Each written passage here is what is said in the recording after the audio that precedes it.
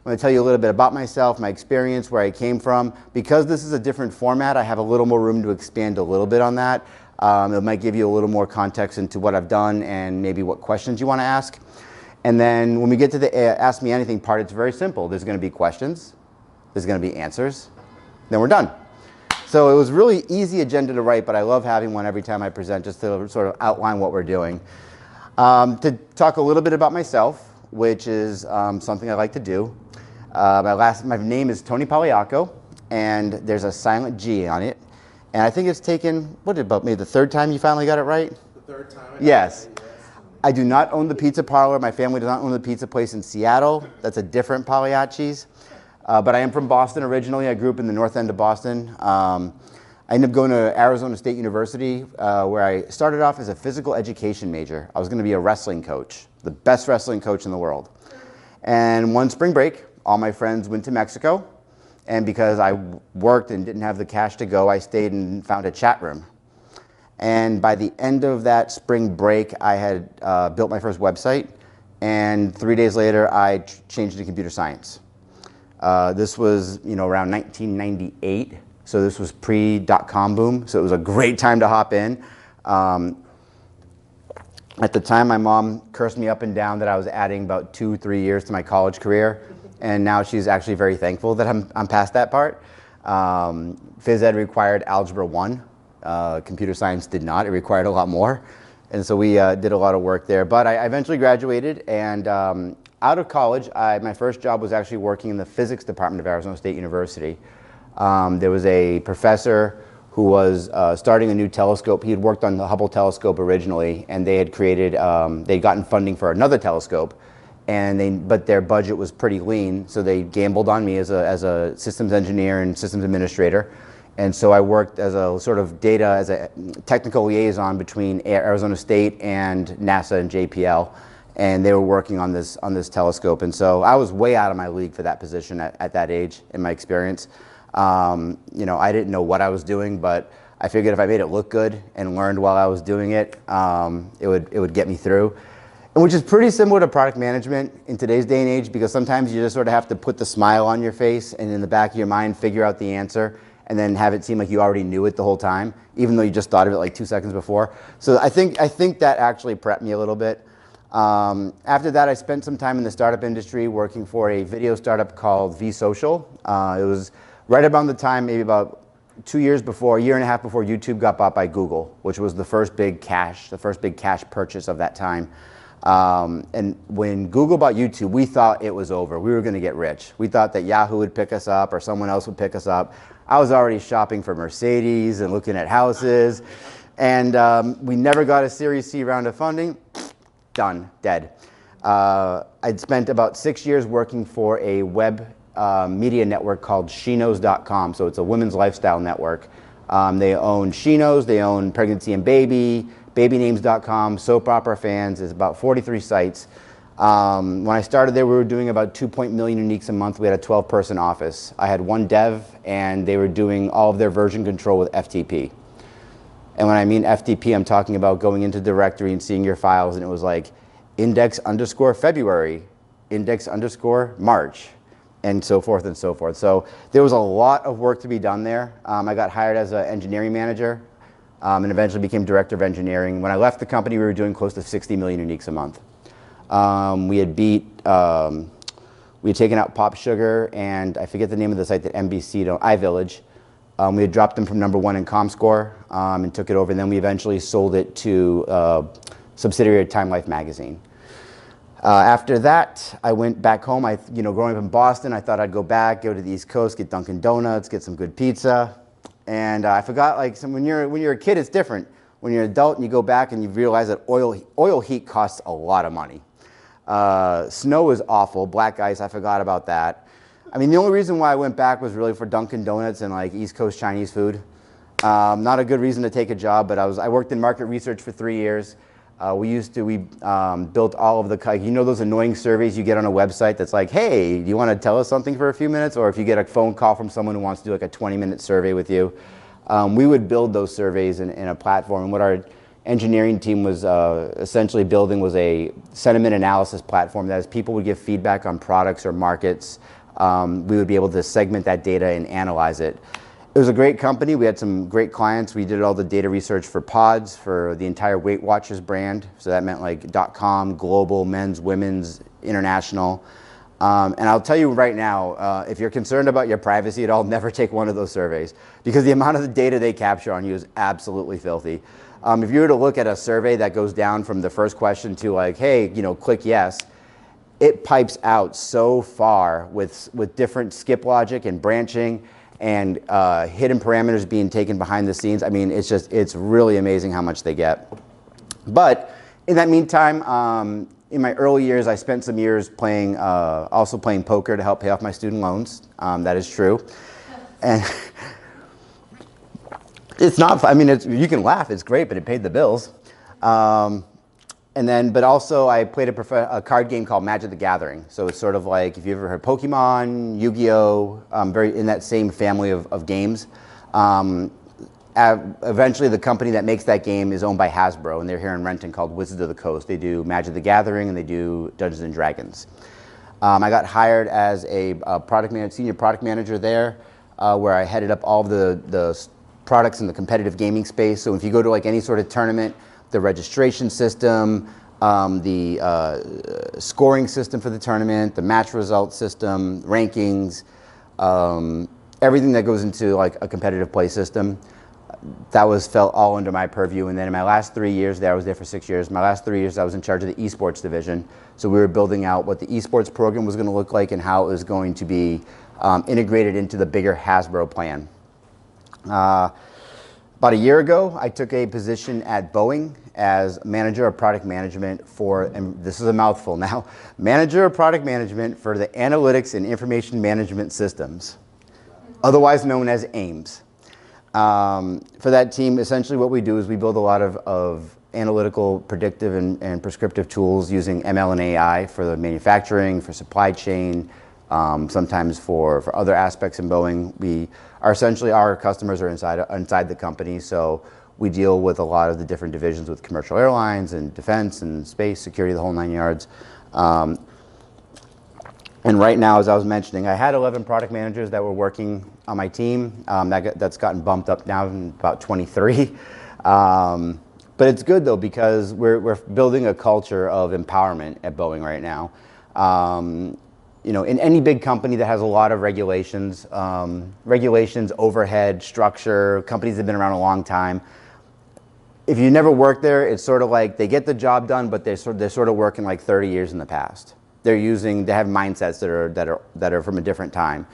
And it's not that they're not eager to get better and move ahead and learn more. It's really based around more is that this is what's always worked and we're going to keep doing it because we're successful. But as times go on, things change and you have to be able to adapt to that. And that's one of the key things in product management, is that if you are not able to roll with the punches, it is very quickly you're going to get knocked out. So with the team there, we're building, when I joined the team, they had said we want to move from the project mindset to the product mindset, which means that they want to get away from let's make a list of every single feature we think we want and go into a tank and come out with it just to have it rejected. Or let's start being smart. Let's start empowering our product managers to own that product like if it was their own, if they were the ones who were out there giving the experience to the customers themselves. Because at the end of the day, product management boils down to one thing, is that you are delivering an experience. You are making sure that the persons, whoever, that are using your tools, your product, are happy. If they're not, then you go find out what makes them happy. And then you try and work that into your roadmap. Because if you have a product that works great but everyone hates it, what's the point? You know what I mean? So, it's coming along where we got some great things going on there. I'm really excited about this year and what I'm doing.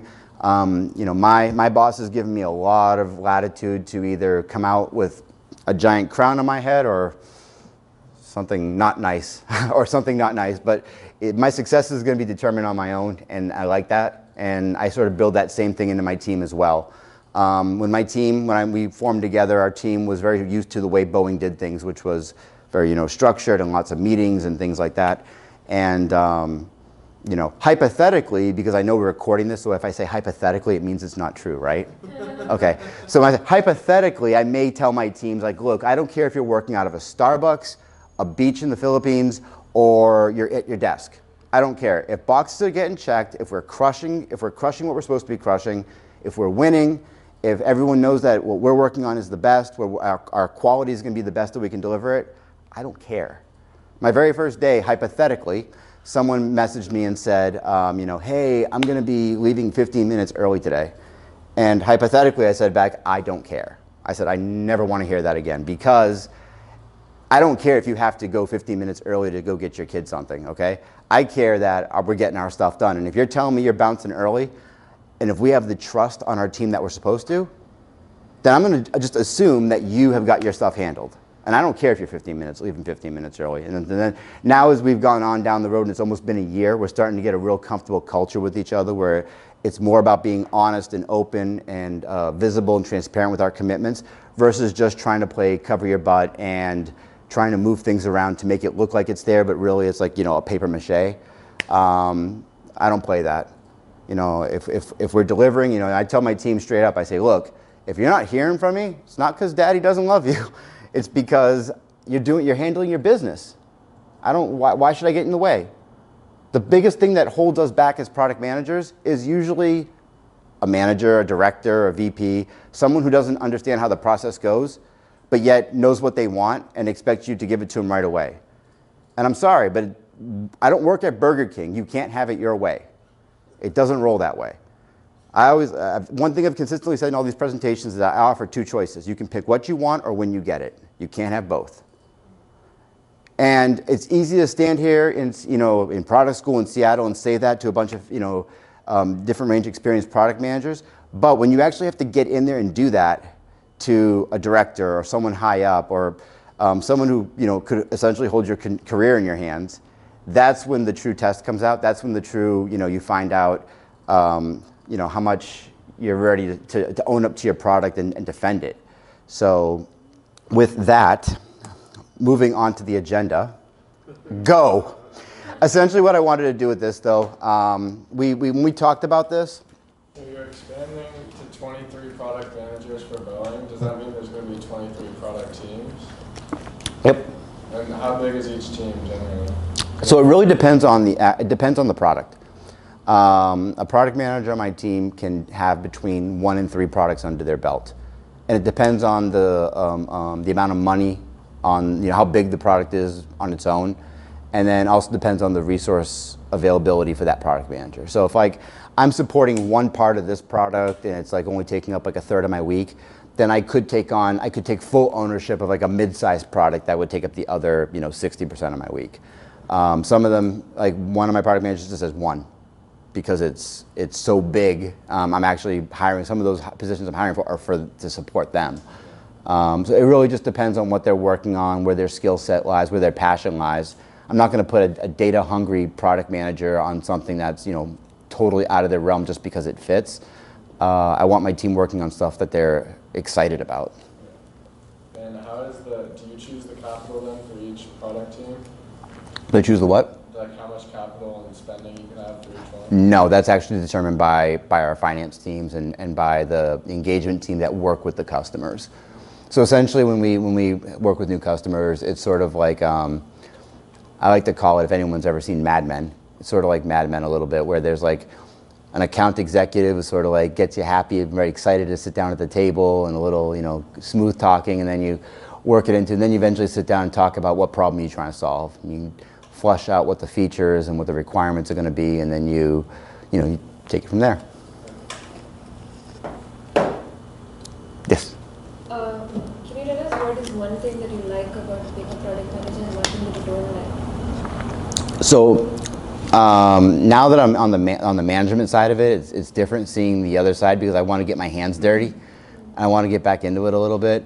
The one thing I loved about in a good company, meaning that where the company supports the product management mindset, I love the ownership. I love the challenge. I like thinking about taking a product and thinking about how no one else has thought about it, and can we do it? or like what kind of problems could we solve with very unusual products. If you take something as simple, as like Alexa, for instance, okay? And I look at that sometimes and I'm like, I use it every day and I'm thinking like, well, how would I make this better? Like, what could I do to make this better? And not because I want to go work for Alexa, it's just because I'm always thinking that mindset. I'm thinking about the user experience and what are the annoyances and things like that. So the awesome part is that sometimes you find that hidden gem that no one else has seen, or you've done the research on a feature or functionality, and you know that this is a game changer, and you know it, you've dug in, but you have nothing to prove it. You're sort of going a little bit on your gut and research, and then it pays off huge. Those are the parts I love, because it's like you know something others don't, and then they're sort of like, no, we don't want to gamble with that, but it's a good bet, and it pays off huge. Love it. The one thing I find, I never say don't like, I find challenging, because positive speaking, I guess. What do I find challenging in product management? I wish that sometimes like the business would just, stop calling meetings. Like, we don't need a meeting to discuss every single thing. You know what I mean? I come from a very fast-paced mentality of, all right, let's find it, let's fix it, let's do it, let's go. I don't like sitting and talking about it for hours and hours. I would rather have a hallway meeting that lasts 10 minutes, bing, bang, boom, get out, go fix it, get done. But in a huge company, or any company for that matter, you're going to have different types of people that you have to work with, and they come from different backgrounds, they've had different experiences. Maybe someone's been there 30 years, someone's been there 5 months. The variables are endless that can be with different people, so you can't always just push your agenda. You have to understand that you're going to have to eat it a little times to be able to get to where you need to go. But it just always seems it's like meeting, and it's like, come on, you know what I mean? I didn't sign up to sit on a Skype or WebEx for my entire career. So I could have been a call center operator and done the same thing. You mentioned that right now you have a lot of people on your team, and as far as I understand, some people are new for Boeing, and some people have been worked at Boeing for quite a long time. Yep. And what is your thoughts about, is it more easier to work with people who are new to Boeing and come probably at the same time as you joined the company, or after you, or with people who work at the company for a long time? I'm asking because you also mentioned that the process changing and the company trying to kind of like move forward with everything. Yeah. So just your personal thoughts about it.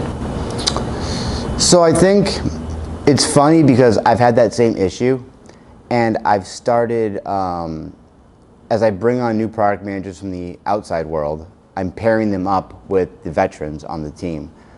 And my hypothesis was, if I take someone like an Amazon product manager who knows how product management works at Amazon, and I pair them with a Boeing person who's been there for 25 years, the person who's been there for 25 years is going to be able to share their domain knowledge of the company to help that person navigate.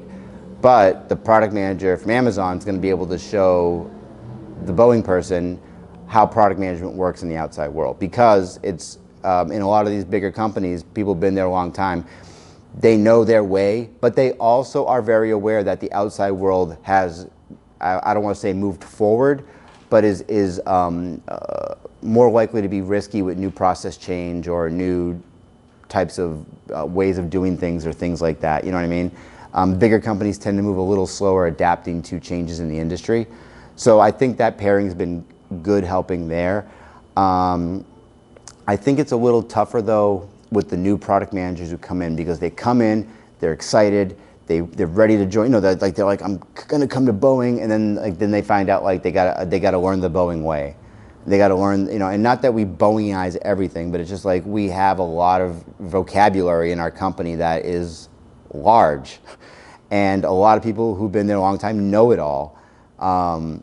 I found out after my first week that if I just in a meeting sort of put 3 letters together and said I was working on it, there was like a 75% chance that someone would be like, oh, good job. Like, and what are you working on today? Oh, I'm working on QJC. Really? They brought that back? Oh yeah, they brought it back. QJC. It's kind of like told it might be my first day. Yeah. So I think I'm making good progress on it, but I also think that it's probably with the newer crowd where it's a little tougher because you have to get them to adapt and understand that it's not going to move as quick. But once they get in the cadence, it's good. Would you be able to do what you do at Boeing without, or even previous work experience without your engineering background, since you can kind of speak the language of the engineering or tech lead? Yeah, I think so, because anyone can learn technology. I mean, my kid's, when he was 14, he learned Python, and he codes now, building web apps. You can learn technology at any age. I think that where the product management skill set comes in is in the ability to be a jack of all trades. When you're, like if you're a Python developer, okay, and you have to essentially be a 9 or a 10 to get the good job. And you're graded on your code quality and on your execution and all this other stuff. In product management, I feel it's okay to be a 7 because you have to be a 7 at like 10 things. So in coding, it's like Python, you're a 9 or a 10. That's it. But in product management, it's about negotiation, it's about business analysis, it's about facilitation, it's about building a culture, it's about understanding the customer, all these different things. I don't expect to hire someone who's a 10 across the board in all those. That's why I say a 7. Because if you give me someone who's a 7 at everything, it means that they can handle everything that's being thrown at them, because you have to switch gears so fast during a day. One day you have to be 1 hour you have to be the aggressive person trying to negotiate for what you want, and then the next hour you have to put it back into first gear and sometimes play passive defensive because you have to sort of try and coax someone to be able to give you a resource or to help you move something ahead or things like that. So there's a lot of different facets to it, and I don't think that the engineering degree helps, especially in some of the communication part, but like I said, that can be learned. Originally, for the longest time, Amazon required an MBA to be a product manager. That was one of the requirements for the longest time. You had to have an MBA. Now they moved away from that. They moved away from that a few years ago. But it just illustrates like they were looking for the business mindset versus the tech mindset. But you know, And you could learn that and get to a 7 out of 10 point while working with the company and just like talking with the team. Oh yeah, without a doubt. Without a doubt. I mean, I got my AWS cloud certification by driving to work every day. I downloaded the YouTube Linux Academy AWS course for free. Would play a video or two on the drive into work, and did that for about maybe a month for the whole course. I listened to the whole course 3 times, took the test blind without a practice test and passed. So there's a whole bunch there's a YouTube channel, Socrata, I think it's called, Socrata, that does, they do some really good Python training videos, like tutorials, and they break it out into like 25 2-minute videos. And even I got a refresher watching those on the way to work, where I was like, oh, now I remember what dictionaries do. Oh, now I remember what these do. And it was like, then it got me back into working into coding also. And even at home now, you have to stay fresh if you're going to do the tech stuff. You have to stay fresh, because otherwise you're talking about technologies that are like 5 years old, and you're going to sound stupid to the engineers. So like I get home at night, I'm building a mobile app in Ionic, and I'm building an app for my city, and it's a side project, but it keeps me fresh with remembering how I got what my team has to go through, and it makes me respect that, so I don't take advantage of it. What was your biggest fail, and what lessons did you get from this fail? That is an easy question, because my fail was huge. No, I seriously, when I win big, but when I fail, oh yeah, I blow up the world. Not literally. I know that's recording. So when I was an engineer working at vSocial, we had a very active production release. We released like 5 or 6 times a day to production, and we had a test suite that we were supposed to run all of our stuff through to QA, and I had written this. I was building a monitoring system for the servers. So essentially, it would monitor the load and requests and everything, and it would give you. And of course, I was being cute about it. All the servers were named after Family Guy characters, and so what would happen is, as the monitor would change, Peter would either be happy or angry based on the data. So if the server was getting crushed, Peter would be red in the face and look mad. If the server was doing fine, Peter would smile. So I upload a commit and I push, and there's like, I'm in dev row, so there's 7 of us this way and 7 of us this way, and we're all in our little sitting going off, and push and I commit and I say, okay, that's good. Go get a soda, play some Nintendo, and come back, and there's like everyone's like bunched around the tables, and I'm like, what? What's going on? They're like, nothing. Like everything. Stewie, Peter, Lois, they're all pissed. So, what? I go look over and just red faces all across the screen. I said, what the hell's going on here? So we do something you never should do and reboot the server to try and buy you some time. So we start Apache just to get the load down and figuring we can figure out maybe trace and see what's going on. Within like 30 seconds, like everyone's red-faced again. And so I'm going, you know what? I wonder if that commit was mine. I'm like, I wonder if I'm breaking it. So I look over, and what happened was I had written a series of queries in my SQL that locked the tables. And because the tables were huge, of course, that would build a queue up of things behind it, which sent the load through the roof. And so very, very discreetly, I sort of went over to my control prompt and rolled it back, and everything went back to normal, and everyone's like, all right, well, this is good. This is good. And what caused that? And then someone said, we should, did anyone check the commit log? I said, I'll check it, And someone else said, no, I got it right here. Damn it. I said, Tony, did you commit and then roll back about 10 minutes ago? I said, yeah, why? What was wrong? Oh, we think that's what caused it. I said, oh, I'll check it out, What I learned from that, though, was because I felt crappy and I knew it was me and I knew that they were wasting time because of my mistake and I didn't want to own up to it, is that when you mess up, own it. If you're going to own your wins, own your losses. Granted, you're going to have to eat some crap and it's awful and you feel really bad, but it's part of the game. And if you think that every hit's going to be a home run, again, this might not be the right profession. You got to take the W's and the L's, and you just got to learn from them. And so I learned, that it's not embarrassing to ask for help. Don't be afraid to admit a mistake. You're going to make tons of them, and just keep going forward. As a product manager, what's one thing that you constantly learning or improving? That's an interesting question. Because when you look at it, you can talk about like what are you learning about in terms of like the product. Skills. Oh, well, I don't think you're learning skills. I think you're maturing your already existing skill set. So you're learning constantly about being able to, and I'm speaking from a product manager perspective, not from a manager perspective, because what I got to deal with is sort of different because it has more HR and more team stuff to it. I'm going to come back to that because I got to chew on that for a bit. I got to chew on that because I don't want to just give an answer for the sake of it. Kind of related to that, if you ever think of like a set of skills, like any product manager or any company should have, like what do you think are like the essential skills for a product manager? I think that's actually going to tie together pretty well. So I might bang both in one shot here. Patience, empathy, I wouldn't say being an extrovert helps, but knowing how to communicate does. I don't expect every product manager to be obnoxious like me and be out there and being like, look, I need this. When am I going to do this? Because if it's not with my team, I'll harass people not on my team. If I got to go get something from another team, I'll go out there and get really aggressive because I'm looking out for my team. But that doesn't mean that's the way for everyone. It's all about what's going to work best with your personal style. It's going to be how you understand how to approach people.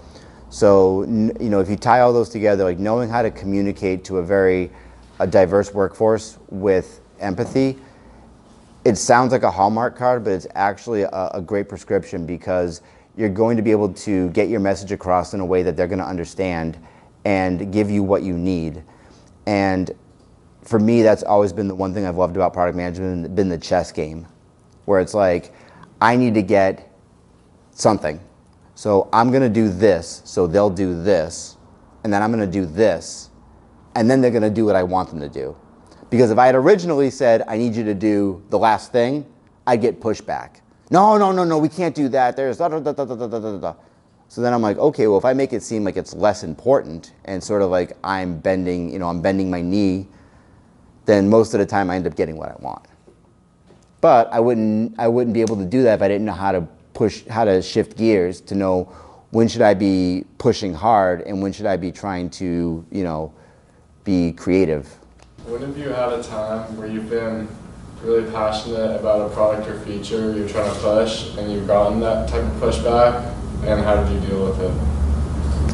If you knew it was going to benefit the team? So this is a similar, I'll give you the context to it.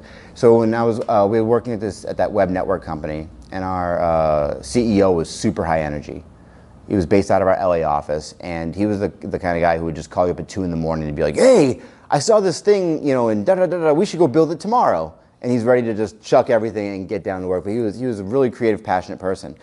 And in early 2000s was when video advertising started to get popular, like the pre-roll ad and the mid-roll ads and stuff like that. And so he was in a Starbucks in Los Angeles and saw someone show him what a bumper ad, and it was controlled by JavaScript and was able to run the ad based on a trigger, based on an action on the site. And at that time, that was fairly new.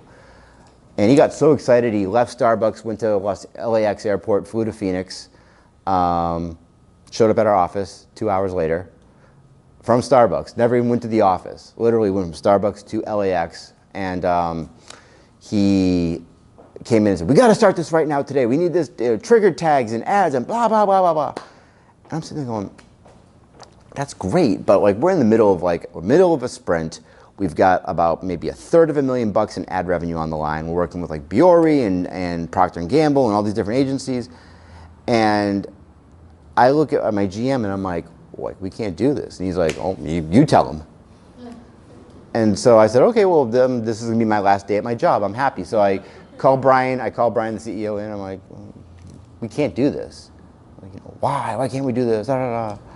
And it was because, I said, well, we can do it. Said, okay, good. That's the attitude I want. I said, but we're not going to do this. We're not going to do this. We're not going to do this. Oh, well, no. We need all that. I said, well, I need more people then. Well, no, we can't do that. I said, well, then, you know what I need to do? I need you to go back to LA. I need you to talk to our CTO, a buddy of mine. And I said, I need you to learn how to write a user story and send it in. Then we'll prioritize it based on the value. Oh, no, I don't want to do all that. Well, then your stuff's not going to get done. What do you mean it's not going to get done? It means we're not going to do it. And I thought I was signing my death warrant right there. I thought I was done. But if I was going to go out, I was going to go out sticking to what I believed in. And I knew that the company, we needed that ad revenue to build relationships to be able to get more ad deals down the line. So he leaves my office, slams the door. I start looking for a box to pack things up. About maybe 20 minutes later, I figure things are good. So I go outside, leave my office, and I'm like, where's Brian? Where is he? He left. He went back to the airport. He flew back to Los Angeles. I was like, well, okay then. So about 3 days later, I got an email with the most beautifully crafted user story with acceptance criteria, definition of done, value statements, use case, everything. And I also had an email from my CTO that said never ever send him back here wanting to learn how to write a user story again, because apparently it was a 3-day torture trial for my friend. But he got it in. We got it in the queue, and then by estimating it, we were able to predict when we'd be able to get it done. We met our deadline, and he was extremely happy. And then it was that because of that decision to push back, he bought into the process. He bought into the commitment part of it and knew that if we gave him an estimate and he worked with us, we would work with him and be honest. And then after that, it was beautiful. That's good. How did that, is that the one that couldn't get Series C funding? That was the video. That was the YouTube. I call it a YouTube clone, but at that time there was no YouTube, so we were all in the community video space. Like it was YouTube, it was vSocial, it was Rever. There was a bunch of copycats. Once Google bought YouTube, all the rest of them sort of died off. Competition. Well, YouTube just had so much volume, it was tough to compete. Do you have any favorite books or podcasts or blogs that you listen to or read? So to give some background to that, when about a year and a half ago, What got me actually looking for new jobs was that I got a random call from Google, and they were like, hey, would you want to come up here and start the process for a product manager position on the Chrome team?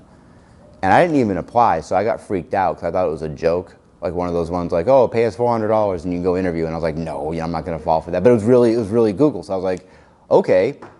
And so this is where you should learn. One of the things in product management is check your ego. You may be good and you may have done great things, but there's someone better. And if you take that ego in with you and don't do what I did, you're going to fail every time. So I got the call for the in-person interview, the 6-hour loop. And ironically, she had said to me, you know, are you going to prepare? How are you going to prepare for your interview? And I said, don't you know who I am? I don't need to prepare. I'm going to go in there. I've read about the Google interviews. It's like, you know, how do you fit 500 jelly beans into a, you know, pig's ear or something? I don't know. And I'm like, I'll figure that out. Forget about it. I'm like, you know, I'm Big Bad Tony. I got slaughtered in my Google interview. No prep. I made it past the first 2 hours fairly strong. Hours 3 through 6 were a train wreck. I wasn't prepared. It showed. I sounded like an idiot. They must have felt bad and kept me there for the day. But that got me back in the game to be like, okay, you know what? I just recognized a weakness, is that I am interview cold right now. And so I started looking online at all the different videos to try and get some help with that. Cracking the PM interview was one of my most favorite videos to watch. Reason being is that she goes over so many of the questions that are common in these interviews. She also explains like how to answer them too. And it's not the content of the video that I like, meaning like her answers are great. Her answers are actually, you know, they're amazing in a lot of cases, but everyone watches this video. So when you do product manager interviews, I hear these same things all the time and they're like just regurgitating it to me. And I'm just like, look, if I wanted to watch the video, I would have watched it myself. And then that throws them off because they're like, well, what do you mean the video? And I'm like, you're quoting the cracking the PM interview to me. Like, I watched it too. How do you think I got this job? You know what I mean? And so it's more about the substance of the content and how to think in that mindset. It's a great video. What is your best win as a product manager and as a product manager leader? My best what? Win. Win? Yes. What's the best achievement that you are proud of? So when we were at, when I was at Wizards, Hasbro, like I said, I had played Magic the Gathering competitively for a number of years, touring the US. I was that nerd, okay? But it was fun. It was my hobby. But I knew our players, and that's one of the things in product management is you have to know your audience to be successful. Even if it's not your cup of tea, you have to learn to understand that audience, to be able to know what they like, what they don't like, things like that. I knew our audience very well. I knew those. I traveled the US with them. I played them in tournaments, you know, online conversations and groups and stuff like that. I knew my audience. And when we were talking about building new features for our ranking systems, I knew the specific features that would go over well. They were low cost, they were simple, but they were efficient. And we had a couple of rough releases in a couple of our online games previous to like when this was going down, and I had to go defend my position on these. That they said, why are we going to waste our times on these small, you know, itty bitty features? And I said, because the players are going to love it, and we're going to be able to build credit off of that. What do you mean credit? And I said, well, if we show them that we're listening and we're putting out features that they like and they work great, next time we have a oopsie, they're going to be like, well, you know what? They listened to us. It must have been just an honest mistake. And you're not going to get that Twitter, social media backlash of how your company's awful. You know what I mean? Like, in the gaming industry, it's very temperamental. They will come after you for the smallest of things. And next thing you know, it's like you're getting retweeted like, you know, 2,000 times because some button turns blue instead of green and it's offensive. I don't know. You know, it's like stuff like that. It's like, you know, we're just trying to make a good game here. So I went in and advocated for the goes, and it turned out that it worked the way it was supposed to. We rolled it out, and it was tremendously successful. not just from the functionality standpoint, but from the amount of press we got in the community. And so it was a huge win because it bought us a whole new brand remaking for our online games. Even though this wasn't even directly connected to it, it was just because we had put out something that they loved. It gave us that extension for us to be able to gamble in other areas. As a product management leader, I think right now with what I'm doing at Boeing, I think that's actually starting to become one of my most leadership that I'm proud of, because I'm actually seeing a mentality and culture shift that I didn't think I would so quickly. And I thought I was going to have to really hard sell it and rah-rah the team up and be cheesy like that. But I have a good team, and they're buying into being open and honest and committed and all the things I talked about earlier. They're buying into it, and as long as they keep doing that, I keep defending them at the upper levels, and I keep them shielded so they can do what they have to do. And so really seeing that skill set growth over the last year in a company that's got a lot going on and we're all working hard, I think that's been actually one of the more cooler things, because I have my hands more on it as a leader. What are some of your favorite techniques to get customer feedback that you use most often? I like the karate chop right to the forehead, like that. No, for feedback, so it really depends on what industry you're in. Like for what we do, some of the traditional methods wouldn't work. Having worked in market research, for the most part, I feel surveys are garbage for the most part, because unless you have a trained data professional who can write the survey and know what data to get and segment, most of your surveys are just trash. They're not useful as much as they could be. I like to try and when we're building it, looking at what the KPIs are for engagement to actually see what the engagement metrics are. I like to see, number of sessions being used. I like to know what time of day is the most popular activity on it. So I'm constantly building a list of those KPIs of the internal metrics to measure success. Someone says, I like to use downloads because if, we're getting, 20,000 downloads, it means that people are downloading it and trying it, and we can build these metrics. I'm like, man, I can go on Fiverr right now and I can get someone to make 20,000 fake accounts and download my app. And I can say, I got 20,000 downloads. And no one's using it, but it's got 20,000 downloads, you know what I mean? That's not a good, that's dirty data. That's not a good metric. You have to have honest, clean data to be able to know what to look for and what not to look for. And I think it all starts, from a technique standpoint, my technique is baking it into the system. If I want to go to the actual customer themselves and ask, it depends on, again, what the product is. If it's something that like everyone's using, if it's like a Starbucks, I'm doing feedback on the latest whatever, my audience is gonna be much wider. I have to use different techniques. I have to use social media. I have to use possibly a survey. I get a focus group, which again, I don't like those either because you're paying people to give opinions and they're not always authentic. I want authentic data. For something that's much smaller, where you're dealing with one customer, like a client type engagement, you should be having frequent communication with these people anyways. So if you're not, you should be having more and being able to understand, what did you think about this release? Let's bring you into having the retrospectives with the teams. Those are a good way to get feedback from the team on how it's operating. But at the end of the day, it's like, it doesn't matter how you get it, you just got to get that feedback, otherwise you're going to get stuck. So when you implement the new features and then track everything, do you have a full release, like to everyone using it, or do you have certain clients or customers that you release to first and then track how they like it and their data? Oh, so are we doing we do user acceptance testing before something gets cleared to go to production, and it's been that way at every company I've been to. Sometimes, again, depending on the customer base, sometimes we may rely, if it's in the mobile space, we may push it out to certain frequent users to get their feedback.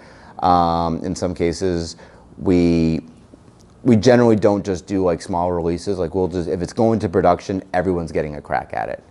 I used to joke with the team that just push it out and we'll let the users QA it on production.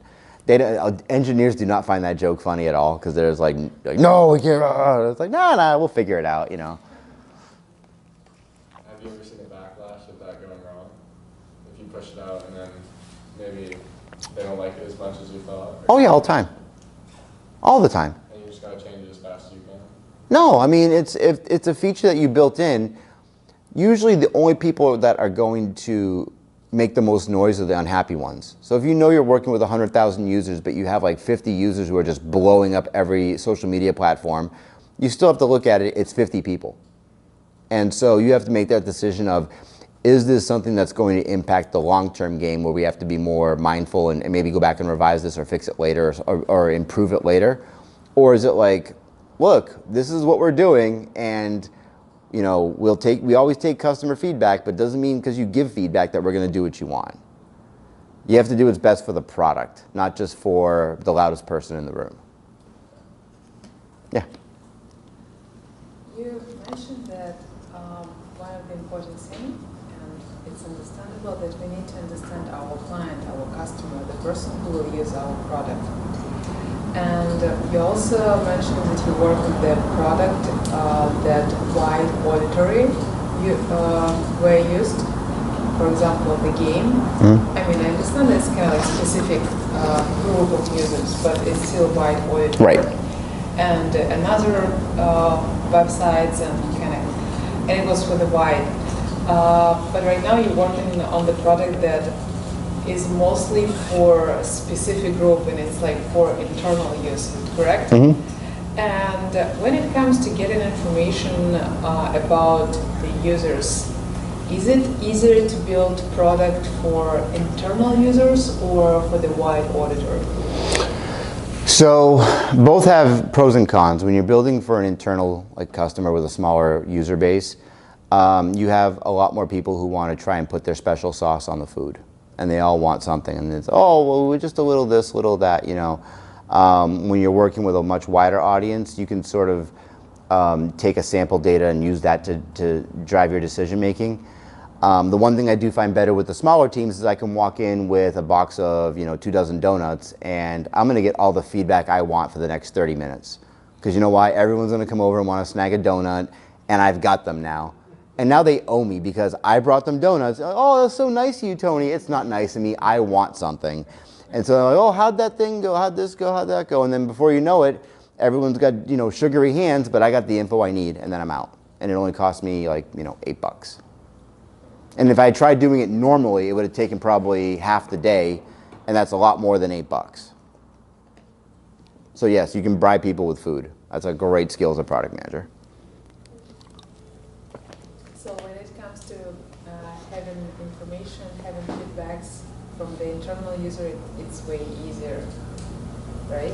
And this is real pros of building product for the internal users. It is easier to get the feedback because it's more targeted feedback and it's more authentic feedback because you're not dealing with 10 people out of 1,000,000, you're dealing with 10 out of 30 or 10 out of 50 or something like that. It's a much smaller circle. And you have the ability to be able to get feedback from a lot more in that by forcing the question versus where you put out a survey to 100,000 people and you're going to get a 2% return rate. But when it comes to make some decision, when you build a product for wide auditory, you mostly rely on your own decision based on the information you have. But when you build the product for internal use, there is a lot of business stakeholders who has different opinions and different ideas, and I think it's way more complicated to get this decision base what you really need to build. I look at it from the side of no matter what, if it's small or big or internal, external, you still have to do competitor analysis. And someone else, if either someone else in the company's already built something similar or another company outside's using a similar tool or things like that, being able to have that information and use that to drive your decisions are going to help you validate when a stakeholder or somebody says, well, we wanted to do this. I can be like, well, I'm like, are you sure? Because they're not doing it like this and they're doing it better. Or try and make it aware that there's different ways of looking at it. I find that it's easier with the internal ones to do that because on the external, the variables just skyrocket on what your choices are. Who you if I look at an internal team, For instance, if this was internal team product over here, and this is like, and picture y'all like 5 million people over here, if I gotta get feedback from this side over here, it's just us. It's a smaller group where I have a better chance to be able to sit down and be like, okay, well, what are we doing here? You know, what are we moving with?